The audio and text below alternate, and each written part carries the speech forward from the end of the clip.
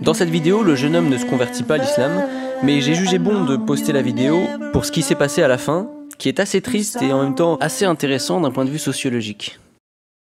On n'a pas eu de conversation, tu confirmes ? On n'a pas eu de conversation, pas la moindre. Ok, donc je viens de te rencontrer et je t'ai demandé si tu avais du temps et tu m'as dit que tu croyais pas en Dieu, c'est bien ça? Exactement. Ok, et donc je t'ai proposé d'essayer de te prouver ça le plus rapidement possible, donc j'ai été peut-être un peu ambitieux, mais peut-être une quinzaine de minutes on va essayer, enfin je sais pas. Ok. Moi ça me va. Ok, de toute façon tu as du temps normalement donc c'est bon. Ouais. Okay. Donc, alors en fait il y a 4 preuves de l'existence de Dieu, ok vraiment. Donc comment tu t'appelles déjà? Je m'appelle Thomas. Ok, enchanté Thomas. Donc la première preuve de l'existence de Dieu s'appelle l'argument cosmologique, d'accord, ou l'argument de cause à effet. Je sais pas si tu en as entendu parler. Non. Non. Pas trop, Ok. Je suis pas renseigné sur le... Donc l'argument cosmologique, c'est, il dit qu'en fait tout pour exister doit avoir une cause, d'accord. Okay. Et donc nous pensons que la cause ultime, c'est Dieu, d'accord. Ouais. Il faut obligatoirement une cause ultime, ok. Donc après, ce que tu pourrais te poser comme question, je sais pas s'il y a une question qui te vient à l'esprit. Non, pas spécialement. Enfin, je vois ce que tu veux dire, mais... Ok. Alors, ce qu'on pourrait se poser comme question, c'est peut-être aussi qui a créé Dieu dans ce cas-là. Ça paraît un peu... la chose qui est absurde dans cette histoire, c'est qui a créé Dieu. En fait, la réponse qu'on donnerait, c'est personne. Mais quel est l'appui logique pour dire ça? Si Dieu, qui est infiniment grand, il nous a créés, logiquement, on dirait qu'il est à l'extérieur de l'univers. Ok, c'est notre point de vue. S'il est à l'extérieur de l'univers, non seulement il est à l'extérieur des lois de la physique, mais il est aussi à l'extérieur du temps, ce qui paraît complètement fou. Ouais. Tu vois. Et donc s'il est à l'extérieur du temps, il a besoin ni de début, il a ni début ni fin, et il n'a pas besoin de cause pour exister. Ok, ça te paraît logique? Ouais, ça fait sens. Ok. Donc ça donne lieu à une possibilité. C'est pas une preuve, mais ça donne lieu à une possibilité, d'accord. Mais voilà. Donc ce qu'on dit, c'est que la cause ultime, ce serait Dieu dans ce cas. Le deuxième argument, il l'appelait l'argument téléologique, d'accord. C'est l'argument du dessein intelligent, ok. Et plus précisément, en fait, c'est l'argument de l'univers de faible entropie, d'accord. Donc, est-ce que tu sais ce que c'est que l'entropie? Du tout. Ok. Donc l'entropie, t'as fait quoi comme tu fais des études? Non, moi j'ai pas fait d'études, j'ai juste eu mon bac et... Ok. Bac de quoi? C'est plus pareil maintenant. C'est l'équivalent d'un bac scientifique en gros. Ouais, ok. Donc t'as peut-être des bases déjà, mais l'entropie, je crois qu'on voit ça un petit peu plus tard, c'est pour ça, ouais, tu dois pas... donc l'entropie, en fait, c'est une unité qui permet de mesurer le taux de chaos, de désordre, d'accord. Et donc, en fait, notre univers, c'est un univers dans lequel la matière peut se former, c'est un univers de faible entropie, d'accord.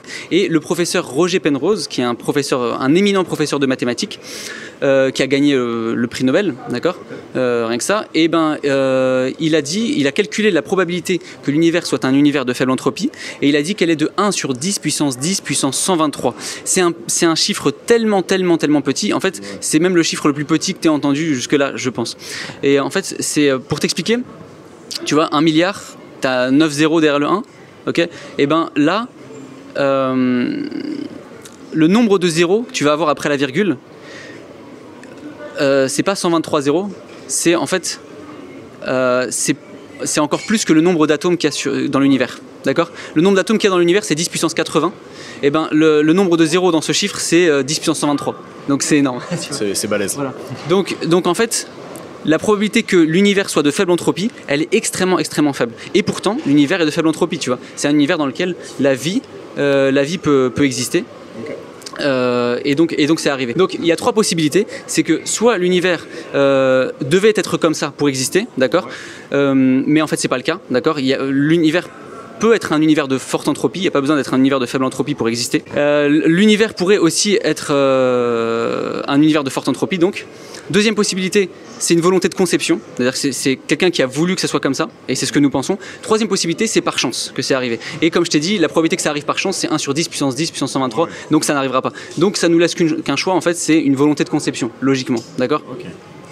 Le troisième argument, c'est l'argument, la venue de certaines personnes qui avaient une très bonne moralité, d'accord, qui étaient extrêmement bons, et qui ont tous dit la même chose. Ils ont dit de croire en un seul Dieu, ils ont dit de faire des bonnes choses, et ils ont dit d'éviter les mauvaises choses. Et ces personnes-là, est-ce que tu sais quelles sont-elles? C'est quoi? C'est le prophète? Les prophètes, exactement. D'accord. Et ils sont tous, en fait, leur message se confirme les uns les autres. D'accord. Message des prophètes.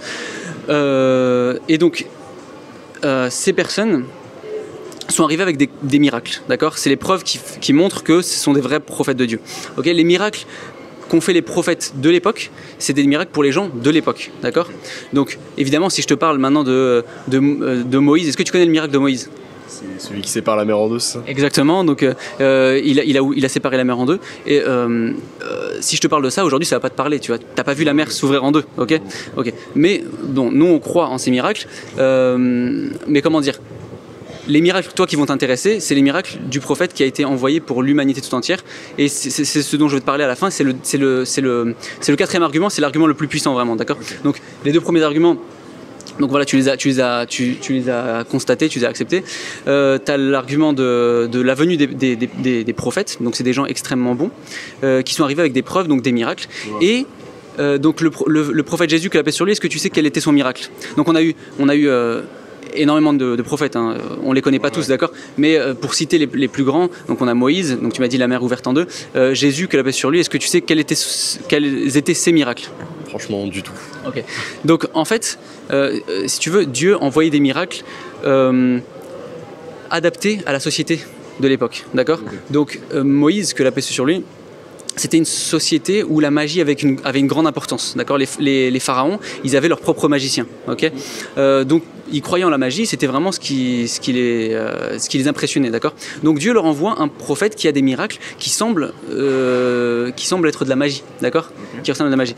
Donc par exemple, il a ouvert la mer en deux, mais aussi il a eu 9 miracles, d'accord. Il y a eu aussi son bâton qu'il a jeté et qui s'est transformé en serpent et qui a mangé les serpents des autres magiciens, d'accord. Il a fait des vrais miracles, d'accord, qui ont décrédibilisé les miracles des autres magiciens, ok. Les miracles de Jésus, que la paix sur lui, c'était de guérir la lèpre, puisqu'en fait on arrivait sur une époque de l'essor de la médecine. Donc guérir la lèpre, guérir l'aveugle de naissance, d'accord, avec pas de globe oculaire, d'accord, il a guéri un aveugle de naissance, il a réveillé un mort qui était mort depuis plusieurs jours, d'accord. Donc c'était des miracles en rapport avec la médecine parce que c'est ce qui respectait à leur époque, ok. Et le prophète Mohammed, que la paix sur lui, donc qui est venu après 570 ans environ après Jésus, que la paix sur lui, est-ce que tu connais son miracle? Non plus. C'est normal, c'est pas grave. Donc son miracle, c'est le Coran, ok. Donc le Coran est un miracle pour plusieurs raisons, et donc c'est ce dont je vais te parler dans un instant. C'est le quatrième point, d'accord. Et donc alors une seconde, juste le temps de prendre le flyer. Donc le Coran, c'est un miracle pour plusieurs raisons. Donc premièrement, le Coran, il a plus de 1400 ans et pourtant il n'a pas été altéré, il n'a pas changé, d'accord. En langue arabe, c'est le même qu'il y a 1400 ans, ok. Il contient plusieurs faits scientifiques qui sont tous exacts, c'est-à-dire en accord avec la science moderne établie, d'accord, tout ce qui n'est pas de l'ordre de la théorie, mais tout ce qui est établi. Ouais. Par exemple, il décrit l'embryologie, la manière dont le bébé se forme dans l'utérus, c'est décrit en détail dans le Coran. Ok. Il explique le commencement de l'univers, donc la théorie du Big Bang. Ouais. Bah, bien sûr, le mot Big Bang n'est pas cité dans le Coran, oui, évidemment. D'ailleurs, le mot Big Bang en lui-même est faux, en fait, puisque Big, ça veut dire grand, ça a commencé par une singularité, donc c'était petit en réalité. Et Bang, c'est le son de l'explosion, mais en fait, il n'y avait pas d'air, donc il n'y avait pas de son, d'accord. Voilà. Mais du coup, donc, le mot est faux, mais le Coran reprend, en fait, de manière plus précise, le phénomène qui a fait débuter l'univers, et il dit... Ceux qui ont mécru n'ont-ils pas vu comme les cieux et la terre formaient une seule entité et que nous les avons séparés? Okay. D'accord. Plutôt impressionnant, non? Ouais, j'avoue, c'est... Ok. Le Coran décrit aussi l'expansion de l'univers qui est en expansion, d'accord. Tu as les références ici. Donc Dieu dit dans le Coran, et quant aux cieux, nous les étendons constamment dans l'immensité, d'accord. C'est quelque chose qui a été découvert au XXe siècle, d'accord. Le fait que l'univers soit en constante extension, d'accord. Avant, on avait le modèle de l'univers statique, on pensait que l'univers ne bougeait pas, ok. Et en se rendant compte en fait que les étoiles s'éloignaient toutes les unes des autres, et en fait c'est simple, en fait ça évoque le modèle d'une sorte de ballon sur lequel on mettrait deux marques, deux points noirs, tu sais, au marqueur. Et en fait, à mesure que tu le gonfles, bah, les points vont s'éloigner des uns des autres. Okay. Okay. Donc l'univers, en fait, il est en expansion. Et Dieu dit dans le Coran, il dit pas l'univers, nous l'avons étendu. Non, le ciel, nous l'avons étendu. Il dit les cieux, nous les étendons dans l'immensité. D'accord, c'est-à-dire que c'est en continuelle extension et effectivement, c'est les termes exacts qui décrivent en fait le phénomène naturel. Le Coran explique aussi la manière dont la gravité et la masse fonctionnent, d'accord, les particules les bosons de Higgs, ok. Ouais. Alors que c'est très récent, tu vois. Il explique l'effet des montagnes sur la Terre, les plaques tectoniques, et l'orogénèse aussi, la manière dont les montagnes sont formées. Ok. Il explique le cycle de l'eau. Bon, ça c'est quelque chose d'assez simple aujourd'hui, on le connaît, mais à l'époque c'était pas quelque chose qui était connu et c'est mentionné à plusieurs reprises dans le Coran, sans faire d'erreur encore une fois. D'accord, le cycle de l'eau c'est simplement l'évaporation de l'eau qui forme des nuages, les nuages se condensent et forment des gouttelettes. Mais à l'époque c'était pas du tout connu, d'accord. Donc on faisait le lien entre les nuages et l'eau évidemment, mais on pouvait pas savoir que c'était l'eau qui s'évaporait qui formait les nuages, d'accord. De manière tout aussi importante, troisièmement, il ne contient aucune erreur scientifique, d'accord. Donc effectivement, il parle de plusieurs faits scientifiques, mais il contient aussi aucune erreur scientifique, parce que si tu parles de choses scientifiques dont tu n'as aucune connaissance, d'accord, il y a 1400 ans, évidemment, au bout d'un moment, tu vas faire une erreur, d'accord. Mais si ça vient de Dieu, à partir de là, tu vois, il n'y aura pas d'erreur. Tu vois ce que je veux dire? Ok.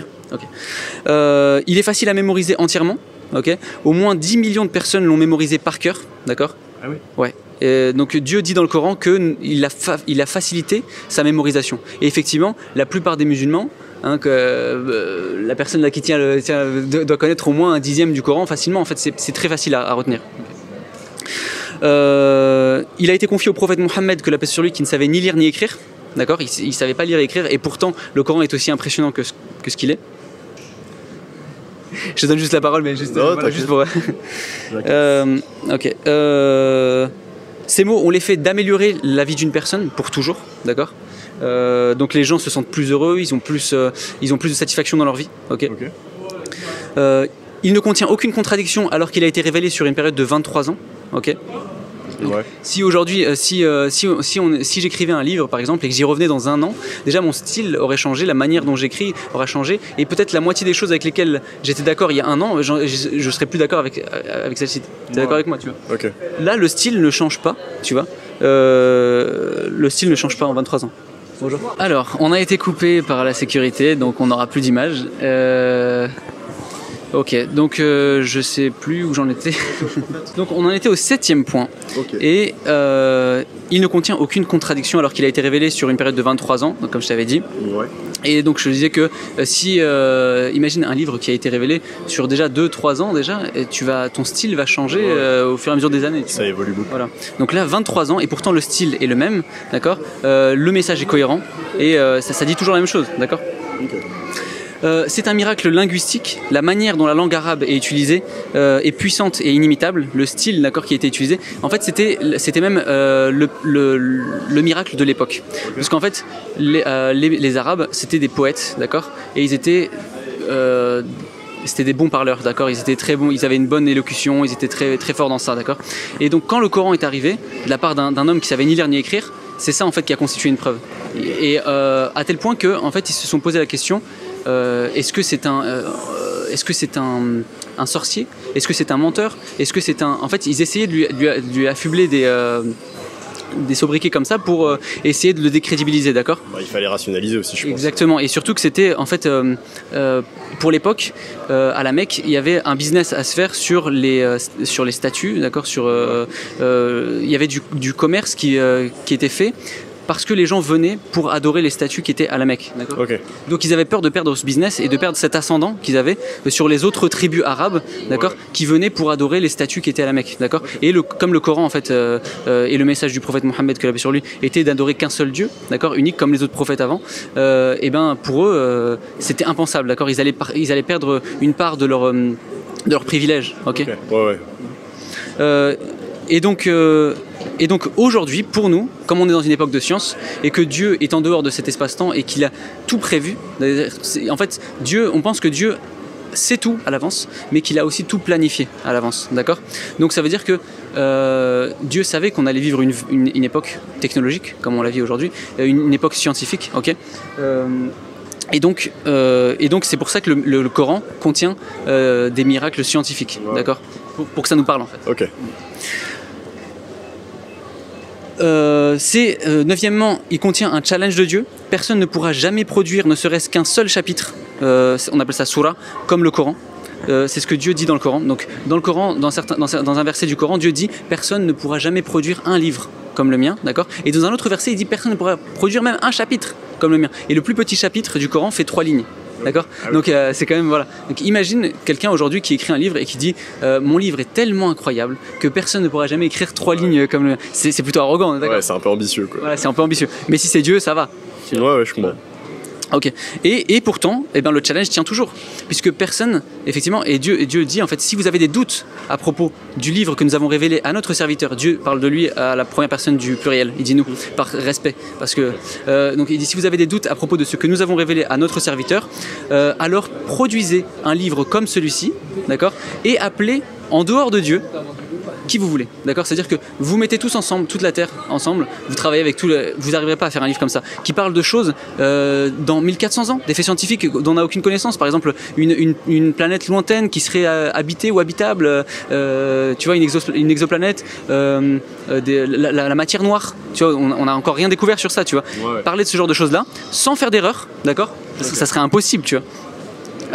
Et qui contient aucune contradiction et qui soit en langue arabe, qui ait toutes ces caractéristiques, c'est impossible. Vous êtes en train de faire la même chose, hein. Je vais appeler la police après. Mais je filme pas, monsieur. Oui, mais je ne filme pas, mais là vous êtes en train. L'homme de sécurité a mis fin à l'enregistrement audio cette fois, et plus tard il est revenu pour nous interdire de parler à Thomas, sans motif valable, puisqu'on avait éteint la caméra et qu'on n'avait plus de micro. Plus tard on s'est renseigné, et on avait totalement le droit de filmer dans un lieu public comme une gare.